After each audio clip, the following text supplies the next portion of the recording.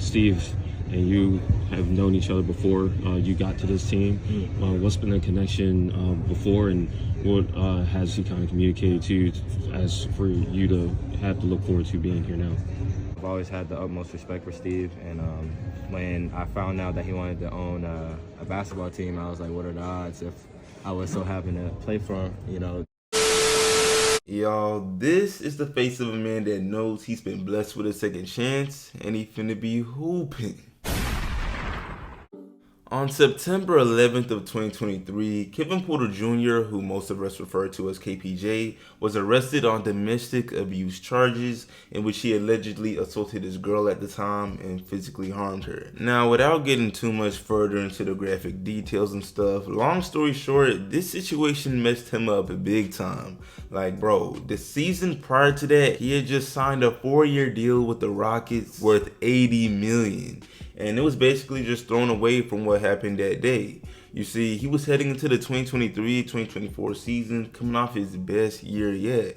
But after these charges, things spiraled for obvious reason. Like, just 1 month after the incident, the Rockets would trade him to OKC, and the Thunder waived him instantly, essentially kicking him out the league. So he didn't play a single minute of the past season. However, fast forward to present day, basically just 1 year and 1 month after the incident, KPJ is back as if he never left. You know, he's in the league, he's on the LA Clippers, and damn near set to continue his NBA career as if nothing ever happened. But not gonna lie to y'all, to act as if nothing happened is sweeping way too much under the rug. I mean, for one, this past January, KPJ reached a plea deal on his charges, which was basically downgraded to misdemeanor assault after his girl, Kaiser, who formerly played in the WNBA, apparently said that half of what came out in these reports was false. So, I mean, according to that, KPJ is apparently a lot more innocent than people ever given him credit for. I mean, can you imagine any regular person with the ordinary job having these type of allegations? And any man that doesn't have NBA money for NBA lawyers is basically chopped. So yeah, in today's video, we're basically going to talk about why the NBA has given KPJ a second chance after all the legal troubles. I mean, it's really no secret that this man is dummy talented. So yeah, y'all go ahead and let me know in the comments, bro. How do you feel about KPJ? Do you think he'll make noise on the Clippers? Why not? And man, really quick before I go any further, what up YouTube? Plug Speaks, back with another video. If you're new, first of all, welcome. Go ahead and sub. Also like the video if you enjoy. I upload quality basketball content and we're on the grind for 5K, so I would most def appreciate it. I appreciate every single viewer. But yeah, back to the video. So getting straight to it, right? I'm gonna be real, bro. People can call KPJ a lot of negative things based on his behavioral history since he entered the NBA. You know, immature, out of control, crash out. Y'all get it. But no one can say he doesn't love the sport. You feel me? No one can say he isn't true to the game. You see, during the time when he was facing a lot of those legal troubles and basically no NBA team would touch him, he had the cheese touch. He did not call it quits. The man signed an overseas contract for a team in Greece for just $10,000. 10 bands. 10K. Now, to be fair, after you lose an $80 million contract like he did, you're probably bound to have a reality check and be humble to the point where you'll accept whatever a team will pay you. But damn, talk about a drop-off. And still, KPJ took that Greece opportunity and he did alright. You know, he only played 6 games in that league from the research I could see. But in those 6 games, he averaged 22 points, 9 rebounds, and just under 7 assists, while shooting 56% from the field and 27% from 3.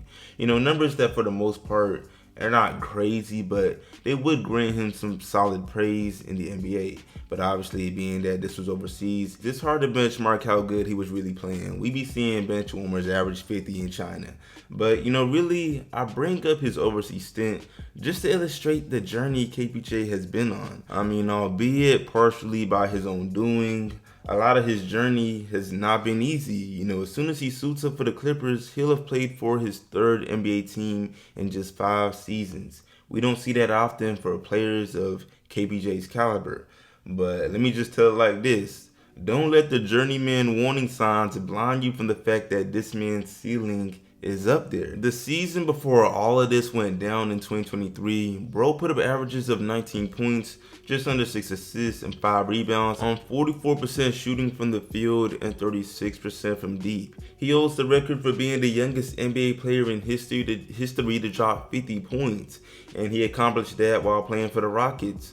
Like, bro, to put it simply, he's just shown crazy offensive potential. And the fact that he's only 24, it makes me believe he might just be able to move things forward. Let him not be involved in any unnecessary off-the-court drama for a bit, and he might just be able to completely rejuvenate his career. Truly think about it. I don't see why not. Because love it or hate it, the NBA is very much a what have you done for me recently type of league. I mean, peep this example. The season begins in like 20 or so days. Let someone, especially an all-star, man, let an all-star drop 50 points the first week. Man, people gonna be ready to call for their MVP campaign, bro. But let that same player drop a dud later in the season and not really be going too crazy.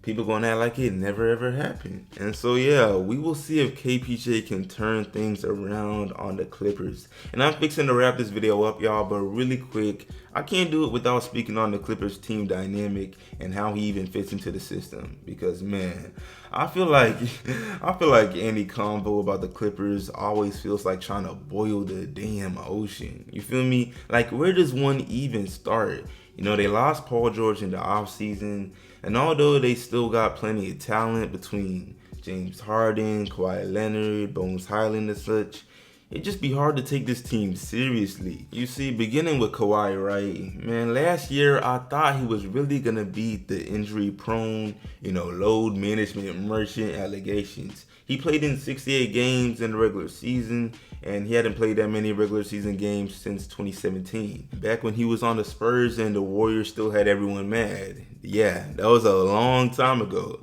But lo and behold, back to present day, he lasted just 2 games in the playoffs before going down with the signature knee issues. It's just unfortunate, but I don't mean to harp on it. I'm just saying the Clippers always got something. But yeah, what does KPJ bring to the team? Not gonna lie, I'm advocating for his success. I'm advocating for the comeback, clearly. But he probably won't start. He might play a strong 6-man role for this team, because just looking at Harden as the point guard, Kawhi as a small forward, and most likely Bones Highland at the 2, it's hard to imagine them fitting him into the starting lineup. However, in that same breath, it might just be a good opportunity for him, to provide that depth in the bench and not really be overshadowed by the saturation of talent that exists in the starting lineup. I don't know what Harden used to say. It might just be scary hours. We just gonna have to see, man, because KPJ is a 3-level scorer. He can score off the dribble. He's explosive. He brings it on, man. But yeah, I appreciate y'all watching. Like the sub, share the sub if new, all of that. Let me know everything y'all think about KPJ down below in the comments, and I'll see y'all on the next one. I'm out.